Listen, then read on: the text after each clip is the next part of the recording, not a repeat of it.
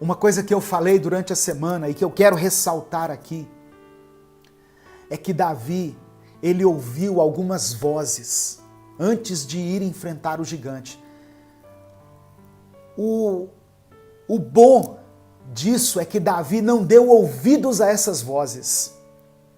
O texto não diz que ele ouviu a voz de Deus, mas no seu íntimo, no seu interior, ele tinha uma convicção. E não era nenhuma voz amaldiçoadora, nenhuma voz maligna, nenhuma voz desanimadora que iria impedi-lo de vencer. Às vezes nós estamos dando ouvidos a vozes que nos colocam para baixo, a vozes que nos desmerecem, a vozes que nos levam a olhar apenas para a nossa pequenez. E aí nós desistimos diante daquelas vozes. Olha só as vozes que Davi ouviu, mas que, apesar dessas vozes, ele não desistiu. Primeiro, ele ouviu a voz do desprezo. O versículo 28 diz que Eliabe, o irmão mais velho de Davi, quando percebeu que Davi conversava ali com algumas pessoas a respeito do prêmio que quem derrotasse o gigante receberia, Eliabe ficou muito irritado e quis diminuir o trabalho que Davi tinha como pastor. Olha o que Eliabe falou.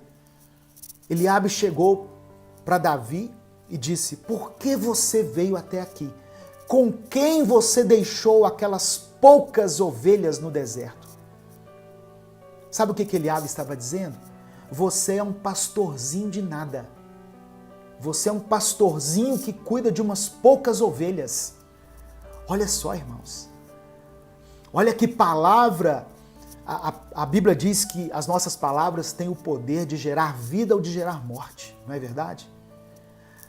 A palavra vinda de um irmão mais velho, de um soldado do exército, alguém que ocupava um cargo, né, lá no governo, para o seu irmão mais jovem, ele disse: você é um pastorzinho que cuida de umas poucas ovelhas.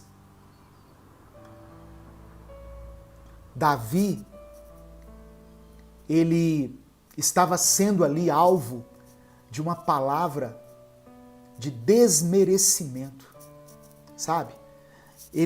A primeira voz que ele ouviu ali foi a voz do desprezo. A voz do desprezo. Deixa eu dizer algo para você. Não desmereça ninguém por causa do cargo que essa pessoa ocupa. E nem enalteça alguém em função de uma posição privilegiada que ela está. Não importa o que a pessoa faça.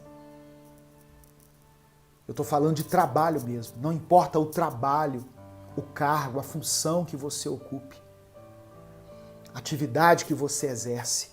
Aos olhos de Deus, todos nós somos iguais. Quando você vai à igreja, quando você vai no culto, na igreja não tem assim, olha, desse lado aqui vão sentar os políticos, os médicos, as pessoas importantes da sociedade, desse lado aqui vão sentar os párias, aqueles que estão marginalizados. Você é desempregado? Senta mais no fundinho aqui. Na igreja não tem isso. Na igreja nós estamos todos no mesmo nível. Aos olhos do Senhor, nós somos iguais. Mas Davi estava ali ouvindo uma voz que queria diminuir aquilo que ele fazia. E eu acho interessante o seguinte: quando Eliabe, o irmão mais velho, ouviu a voz do gigante, ele se calou. Mas agora, diante da atitude de Davi, ele tentou crescer para cima do seu irmão. Ele tentou intimidar seu irmão. Quando nós decidimos enfrentar grandes desafios, num primeiro momento nós vamos poder ser atingidos por essas vozes. Geralmente de pessoas que no mundo físico, no mundo secular, ocupam uma posição de liderança maior do que a nossa e que vão tentar nos convencer de que nós somos pequenos demais. Só que nós temos que entender que essas pessoas podem estar sendo usadas pelo inimigo, por Satanás, para tirar a nossa motivação. Davi estava motivado para vencer o gigante. De repente ele escuta uma voz daquela: você é um pastorzinho que cuida de umas poucas ovelhas. Quem você está achando que é? Eu conheço a sua presunção. Davi estava ouvindo que aquilo que ele fazia era insignificante e irrelevante. Mas mesmo assim, Davi não desistiu. Se você tem ouvido a voz do desprezo, não desista. A seguir, Davi ouviu a voz do desdém. Parecem coisas parecidas, né? Semelhantes, mas não é. O desdém foi uma voz que veio de Saul. Diante da decisão de Davi de encarar o gigante, Saul mandou chamá-lo. Saul não desmereceu Davi, não desprezou Davi. Até porque Saul conheceu Davi. Se você ler o final do capítulo 16, você vai ver que quando Saul era tomado por espíritos malignos, Davi foi aquele que dedilhou a sua harpa, que ministrou o louvor, e através daquele louvor Saul foi liberto, momentaneamente, mas foi liberto. Não é verdade? Então Saul conhecia Davi. Saul falou com jeitinho. Ele não falou de uma forma a desprezar, de uma forma afrontosa, mas Saul falou de uma maneira ou outra desdenhando Davi, dizendo o seguinte: olha, você não conseguirá vencer aquele gigante. Eliabe foi, assim, muito, como é que eu vou dizer a palavra? Muito rude com suas palavras e tomando posse, assim, de uma autoridade que ele deveria ter sobre Davi, porque Davi certamente respeitava a condição dele de primogênito, de irmão mais velho. Saul tem todos os defeitos, viu? Não estou querendo enaltecer Saul, não. Ele tem todos os defeitos. Inclusive tentou matar Davi várias vezes. Mas nesse momento aqui, ele chegou meio com jeitinho, falando assim: olha, você não acha melhor pensar um pouquinho mais?